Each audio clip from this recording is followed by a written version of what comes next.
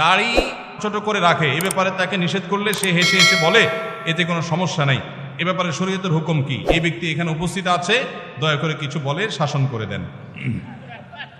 আসামি হাজির। ভাইরা আমার, দাড়ি লম্বা করা এটা নবী সাল্লাল্লাহু আলাইহি ওয়াসাল্লামের নির্দেশ। তিনি বলেছেন আফুল্লুহা আরফুল্লুহা, তোমরা দাড়িকে ছেড়ে দাও। দাড়িকে ছেড়ে দিতে বলেছেন, লম্বা করতে বলেছেন। সাহাবীদের মধ্যে এক মুষ্টির পরে, বুখারীর হাদিসে এক মুষ্টির পরে অতিরিক্ত অংশ কাটার বিষয়টা সাব্যস্ত আছে। এর আগে এক মুষ্টির আগে সাহাবীদের কারো কাছ থেকে, নবী সাল্লাল্লাহু আলাইহি ওয়াসাল্লাম থেকে কোনো হাদিসে দাড়ি কাটা ছাটার কোনো প্রমাণ নাই। এই জন্য সারা বিশ্বের প্রায় সব উলামায়ে ইকরাম একমত যে দাড়ি লম্বা করা ওয়াজিব। কিছু ইখতিলাফ আছে, আরবের কিছু আলেমদের ভিন্ন মত আছে। বেশিরভাগ আলেমদের মতে হলো দাড়ি লম্বা করা কি ওয়াজিব। ইজিপশিয়ান কিছু আলেমদের ভিন্ন মত আছে, আরো কিছু আলেমদের ভিন্ন মত আছে, বাকি মেজরিটি আলেমদের মত হলো ওয়াজিব। আমরা বলি দাড়ি রাখা সুন্নত, সেটা সুন্নত এই অর্থে নবীজিও দাড়ি রেখেছেন, সেই হিসাবে সুন্নত, কিন্তু তিনি নির্দেশ করলে সেটা কি হয়ে যায়, সেটা আমভাবে ওয়াজিব হয়ে যায়, সেই হিসাবে দাড়ি রাখা ওয়াজিব। অতএব ভাই, যদি কেউ মনে করে দাড়ি না রাখলে সমস্যা নাই, তার কাছে সমস্যার ডেফিনিশনটা কি, সংজ্ঞাটা কি? কেউ তো বলতে পারে নামাজ না পড়লেও সমস্যা নাই, কিন্তু একজন মুসলমান মনে করবে আল্লাহর নবীর ওয়াজিব তরক করলে সমস্যা আছে না নাই? আছে। কিয়ামতের ময়দানে তার জন্য জবাবদিহি করতে হবে কি হবে না? হবে। তবে আমাদের ভাই কেউ হয়তো খোঁচা খোঁচা দাঁড়িয়ে রাখা শুরু করেছেন, আমরা তাকে অ্যাপ্রিসিয়েট করব, আমরা তাকে দূরে সরাবো না। আলহামদুলিল্লাহ ভাই শুরুটা করে দিয়েছেন, ইনশাআল্লাহ আল্লাহ এটাতে বরকত দিবেন।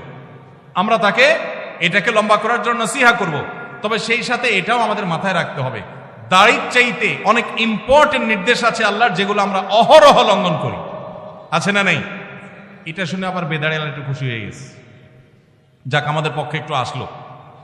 ভাইরা আমার, দাড়ি রাখা ওয়াজিব, সেটা নিয়ে কোনো আলাপ নাই, সেটা নিয়ে কোনো ছাড় নাই। কিন্তু পাশাপাশি আমাদের এটাও মাথায় রাখতে হবে যে আল্লাহর অন্যান্য ফরজ বিধানগুলো মানতে হবে। অনেকে লম্বা দাড়ি আছে, মুখ খারাপ করে, আছে না নাই? বাংলা একটা প্রবাদ আছে, হাজী সাহেবের মুখ খারাপ। কি বলে? হাজী সাহেবের মুখ খারাপ। এই লম্বা দাড়ি নিয়ে মুখ খারাপ করে কি করে না?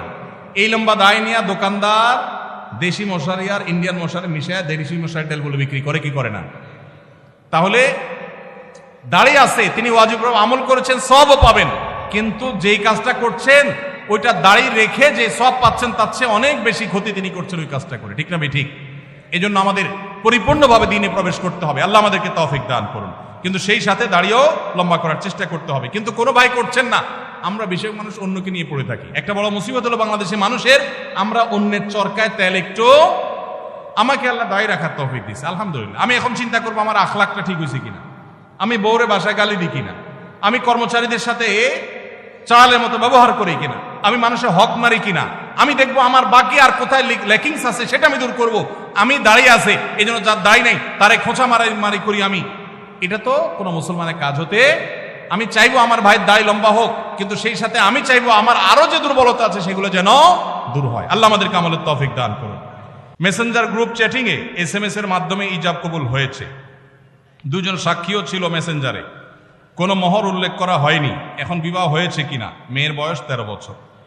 আজকাল আমাদের অনেক যুবকরা আল্লাহর শরীয়তের সাথে তামাশা করে। তামাশা, এগুলো আল্লাহর শরীয়তের সাথে কি তামাশা? দিন কোনো ফাইজলামির নাম না ভাইরা আমার, সিরিয়াস ইস্যু। অনেকে আল্লাহকে সাক্ষী রেখে বিয়ে করে। এটা হলো অতি ভালো সাজা। অতি ভালো সাজা তো চোরের আলামত। এত মানুষ থাকতে, আল্লাহর বান্দা থাকতে আপনি আল্লাহরে কেন সাক্ষী বানাচ্ছেন?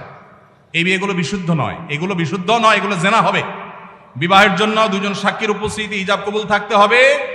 এই মেয়ে, বাচ্চা মেয়ে, তার বাবা কোথায়, মা কোথায়, অভিভাবক কোথায়, কোথাকার মেয়ে, জেনা করতে গিয়ে অনেক যুবককে শয়তান নেক্সট সুরতে ধোঁকা দেয়। তারা মনে করে আমরা হালাল করছি, অথচ তারা জেনায় লিপ্ত আছে। আল্লাহ আমাদের যুবক ভাইদেরকে হেদায়েত দান করুন। এগুলো জায়েজ নাই ভাই। কোনো ব্যক্তি যদি তার সম্পত্তি 5 জন সন্তানদের মধ্য থেকে একজনকে বাদ দিয়ে 4 জনকে লিখে দিয়ে দেয়, সে ব্যক্তি মারা গেলে তার জানাজা নামাজ পড়া যাবে কিনা? ভাইরা আমার, আমাদের দেশে অনেকে এই কাজটা করেন, তেজ্যপুত্র করেন। প্রচলিত আইনে তেজ্যপুত্র কোথাও থাকতে পারে, কিন্তু ইসলামে তেজ্যপুত্র বলতে কোনো কিছু নবী করিম সাল্লাল্লাহু আলাইহি সাল্লাম পরিষ্কারভাবে নিষেধ করেছেন, কোন মুসলমান অন্য মুসলমানকে ত্যাগ করে চিরকালের জন্য তার সাথে সম্পর্ক ছিন্ন করে ফেলবে, এটা জায়েজ। লা ইয়াহিল্লু লিমুসলিমিন আন ইয়াহজুরা আখাহু ফাওকা সালাসি লায়াল, 3 দিনের বেশি কোনো মুসলমানের সাথে অভিমান করে সম্পর্ক ছিন্ন করা জায়েজ আছে? নেই। এখন সন্তান খারাপ, যত খারাপ হোক, আপনি সন্তানকে তথাকথিত তেজ্য পুত্র করলেন, করে কোনো সম্পদ দিলেন না, বঞ্চিত করলেন, আল্লাহর কাঠগড়ার আসামি হবেন। আপনার ঘরে জন্মগ্রহণ করেছে, অতএব আল্লাহর কোরআনের মিরাসের আয়াতের নির্দেশের আলোকে এটা তার প্রাপ্য হক হয়ে গেছে। হ্যাঁ, সে যদি মুরতাদ হয়ে যায়, ইসলাম থেকে খারিজ হয়ে যায়, তাহলে সেটা মানে আমিনাল ইরফ, বা সে পরিত্যক্ত সম্পদ থেকে বঞ্চিত হবে। কিন্তু মুসলমান আছে, আপনার কথা শুনে না, আপনার খায় খেদমত করে নাই, আপনি সে অজুহাতে তাকে কিছু দিলেন না, বাকি সন্তানদেরকে দিয়ে দিলেন, আল্লাহর কাঠগড়ায় আসামি হতে হবে, জায়েজ হবে না। এখন এইটা যদি কোনো লোক করে, জীবদ্দশা দিতে চায়, তাহলে সমান হারে দিতে হবে।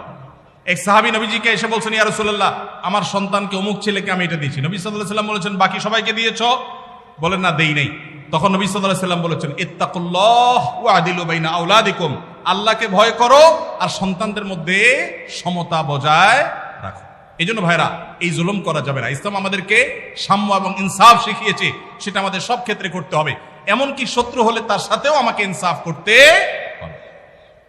আমাদের কষ্ট হয়, আমার সাথে কারো শত্রুতা আছে, সে আমার সাথে শত্রুতা করে, কিন্তু তার বেলায় কোনো সাক্ষ্য দেওয়ার প্রশ্ন আসলে আমি সত্য সাক্ষ্য দিলে তার পক্ষে যায়, আমাদের দিতে মন চায় না। কিন্তু এই দেওয়াটাই হলো ইমানের দাবি। আল্লাহ বলেছেন, ওয়ালা ইয়াজরিমান্নাকুম শানাআনু কওমিন আলা আল্লা তা'দিলু ই'দিলু হুয়া আকরাবু লিত্তাকওয়া। কারোর সাথে শত্রুতা আছে দেখে আপনি ইনসাফ করবেন না, এটা জায়েজ আছে?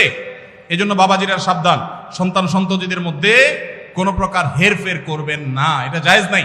সেই সন্তান যদি খারাপ হয়, সে আল্লাহর কাছে দায়ী হবে, ভিন্ন কথা।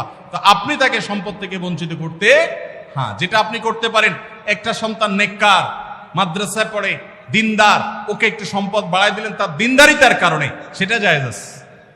কিন্তু একজনকে টোটাল বঞ্চিত করলেন, আরেকজনের নামে সব লিখে দিলেন, এটা কিন্তু জায়েজ হবে। এখন কোন মুরব্বী যদি এই কাজ করেন, তিনি মারা গেলে তার জানাজা পড়া যাবে না, এমন কোনো কথা নেই। তার জানাজা পড়বেন, কিন্তু তিনি আল্লাহর কাছে দায়ী থাকবেন। সন্তানদের কর্তব্য হলো, বাবা যাকে বঞ্চিত করছে আমাদের ভাগ থেকে তাকে দিয়ে আমরা ব্যালেন্স করে ফেলবো, তাহলে আশা করা যায় আল্লাহ তাআলা বাবাকে হয়তো মাফ করবেন। আস-সুন্নাহ ফাউন্ডেশন, উম্মার স্বার্থে সুন্নাহর সাথে।